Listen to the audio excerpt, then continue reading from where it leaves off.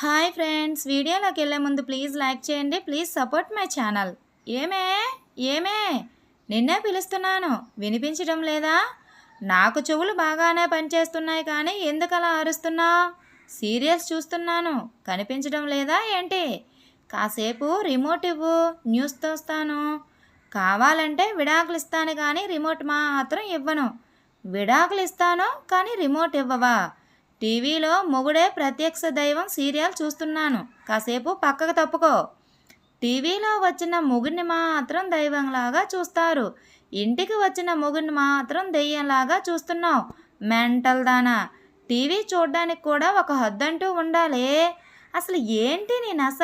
అసలు ఏంటి నీ నస అని అడుగుతున్నాను. అది కాదే, మొగుడు వచ్చాడు, రెస్పాండ్ అవ్వవా? అమ్మో, నా మొగుడు అలసిపోయి వచ్చాడు అని కొంగుతో ముఖం తుడిచి నా ఒళ్ళో కూర్చోబెట్టుకోమంటావా ఏంటి? ఏంటే ఆ మాటలు? 10,000 జీతం తెచ్చే మొగుడుని ఇలానే మాట్లాడతారు మరి. జీతం తక్కువ అని తక్కువ చేసి మాట్లాడతావే? ₹1,00,000 జీతం తీసుకొనిరా, 2 చేతులు కట్టుకొని నీ చేతిలో వేడి వేడి కాఫీ పెట్టి ఏమండి ఏమండి అని నీ చుట్టూ తిరుగుతాను. నెలకి ₹1,00,000 జీతం తీసుకొనిరా. ఒసే, మొగుడు 10,000 తెచ్చినా ₹1,00,000 తెచ్చినా మొగుడు మొగుడేనే. టీవీలో సినిమా చూసినా అదే సినిమా, మొబైల్లో చూసినా సినిమా హాల్లో అదే సినిమాని ఎందుకు వెళ్ళి సినిమా చూస్తున్నారు? ఏమే, ఆ నాలికని రుచులకు వాడే మొగుడు మీద కాదు. నా నాలుక వాడకం మీ మొగుళ్ళు బట్టే ఉంటుంది. నీ నోట్లో నోరు పెట్టడం కంటే ఆ మురికి కాలువలో పెట్టడం బెటర్. అయితే వెళ్ళి ఆ మురుక కాలువలోనే పెట్టు నీ నోరు. ఎవడు వద్దన్నాడు? భార్యాభర్తల మధ్య గొడవ అంటే నీటి మీద ఉండే బుడగలాగా ఉండాలి, నీటిలో ఉండే జలగలాగా ఉండకూడదే. అంటే నేను జలగనా? అలా అని నేను అనలేదే. నీ ఉద్దేశం అదే. నేను జలగలాంటి దాన్ని, నీ రక్తాన్ని తాగుతున్నాను అనే కదా నీ ఉద్దేశం. నాకు అర్థమయ్యింది.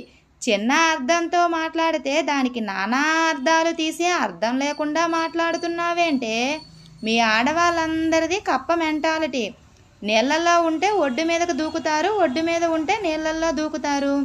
మా ఆడవాళ్ళందరిది కప్ప మెంటాలిటీ అయితే మీ మగవాళ్ళందరిది దున్నపోతు మెంటాలిటీ. రెంకెలు వేయవలసిన చోట రెంకెలు వేయరు, పని లేని చోట మాత్రం రెంకెలు వేస్తుంటారు. రోజు నీతో గొడవపడి అన్నం తినాలి అని అనిపించడం లేదు. తినబుద్ధి కాక పస్తు పడుకోవలసి వస్తుంది. నాకు మాత్రం తినాలి అని అనిపిస్తుందా? మేము ఇక్కడే పస్తే పడుకుంటున్నాం. రాత్రి 12 గంటలకు. వేడి కోసం నేనెందుకు ఆకలితో పడుకోవాలి అని అంటుంది భార్య. ఆ తరువాత నేనెందుకు దీనికోసం ఆకలితో పడుకోవాలని అని తింటాడు భర్త. ఉదయం 6 గంటలకు ఎవరి పనులు వాళ్ళు చేసుకుంటారు.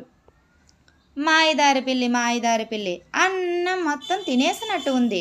మొదట ఆడపిల్లి తింది, ఆ తర్వాత మగపిల్లి తింది చూసినట్టు ఉన్నాడు అని మనసులో అనుకొని ఎక్కడికో ఇంత ఉదయాన్నే బయలుదేరారు.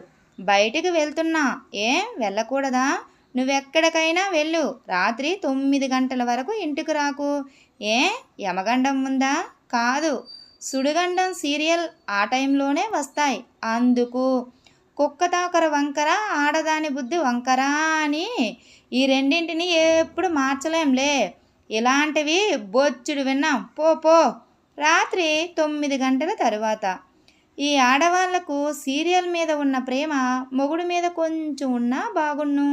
వీడేంటి ఇలా ఊగుతున్నాడు? కొంపదీసి తాగేసి గాని వచ్చాడా ఏంటి? ఏమే, ఎక్కడున్నావే? ఏంటి అలా ఊగుతున్నావు? మందుగాని కొట్టేసి వచ్చావా ఏంటి? ఆడదన్నాక ముగ్గు, మగవాడు అన్నాక పెగ్గు వెయ్యాలిలే. ఇదా మజ్జిగ తాగు. నేను తాగను. మజ్జిగ తాగితే మందు దిగిపోద్ది, తాగు. అందుకే నేను తాగను. తల లోపల ఉన్న మత్తును దించాలి అని అనుకుంటున్నావు, కానీ తలపైన ఉన్న నువ్వు మాత్రం కిందకు దిగవు కదా. అవన్నీ తర్వాత మాట్లాడుకుందాం, కానీ మజ్జిగ తాగరా దొంగ సచ్చినోడా. ఎప్పుడూ లేని ఈ మందు అలవాటు నీకు ఎలా అలవాటయిందిరా బాబూ? ముందు నువ్వు సీరియల్ చూడడం మానేసే, అప్పుడు నేను మందు కొట్టడం మానేస్తాను. ఇదంతా నేను సీరియల్ చూస్తున్నాను అనేనా నీ బాధ? నేను సీరియల్స్ చూడనులే. అలారా దారిలోనికి. అని సంతోషపడతాడు భర్త. Thank you friends. ఈ వీడియో కనుక మీకు నచ్చినట్లయితే ప్లీజ్ లైక్ చేయండి. Please subscribe my channel. Thank you.